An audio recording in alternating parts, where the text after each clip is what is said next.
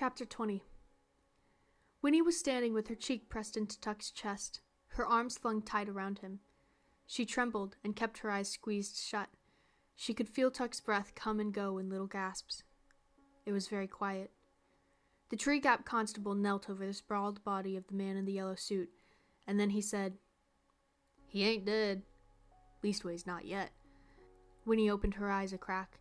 She could see the shotgun lying on the grass where May had dropped it. She could see May's hands, too, hanging limp, clenching, then hanging limp again. The sun was scorching hot, and near her ear a gnat whined. The constable stood up. "What did you hit him for?" he wheezed resentfully. "He was taking the child away," said May. Her voice was dull and exhausted. "He was taking the child against her will." At this, the constable exploded. "Ding dang it, woman! What are you trying to say? Taking the child against her will? That's what you done! You kidnapped that child!" Winnie let go of Tuck's waist and turned around. Her trembling had stopped. "They didn't kidnap me," she said. "I came because I wanted to." Behind her, Tuck drew his breath in sharply. "You wanted to?" echoed the constable, his eyes wide with disbelief. "You wanted to?" "That's right," said Winnie unflinchingly. "They're my friends."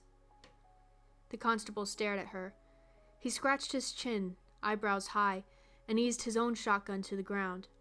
Then he shrugged and looked down at the man in the yellow suit, who lay motionless on the grass, the blazing sun white on his face and hands.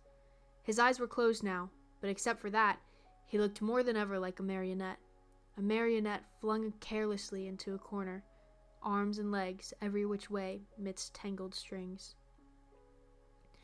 The one glance she gave him fixed his appearance forever in Winnie's mind. She turned her eyes away quickly, looking to Tuck for relief, but Tuck was not looking back at her. Instead, he was gazing at the body on the ground, leaning forward slightly, his brows drawn down, his mouth a little open.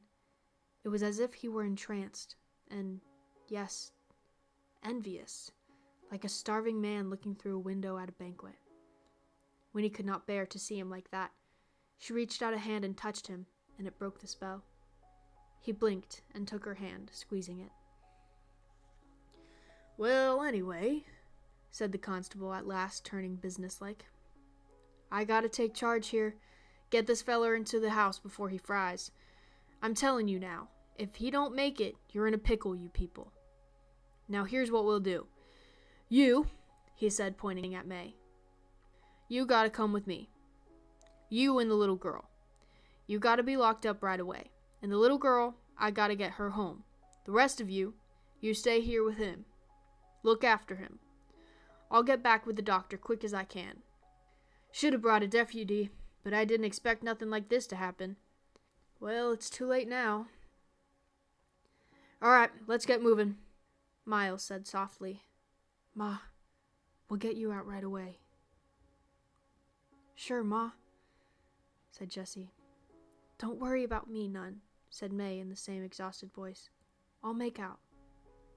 "Make out?" exclaimed the constable. "You people beat all. If this feller dies, you'll get the gallows. That's what you'll get, if that's what you mean by make out." Tuck's face crumpled. "The gallows?" he whispered. "Hanging?" "That's it," said the constable. "That's the law. Now let's get going."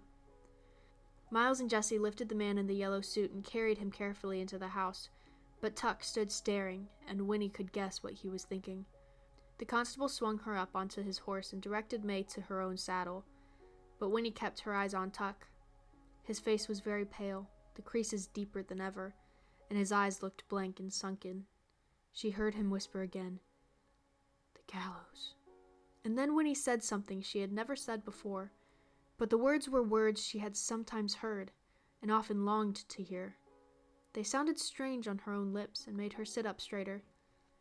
"Mr. Tuck," she said, "don't worry.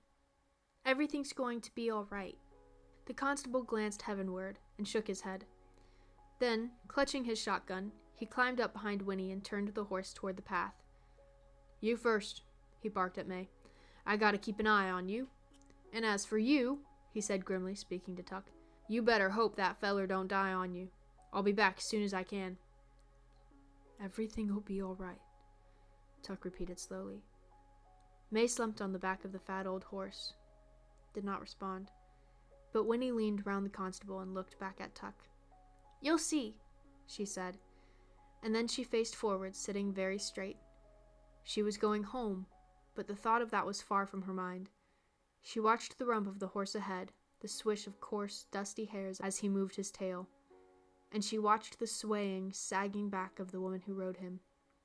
Up through the dim pine trees they went, the constable's breath wheezing in her ears and emerging from the coolness in the green. Winnie saw again the wide world spread before her, shimmering with light and possibility. But the possibilities were different now.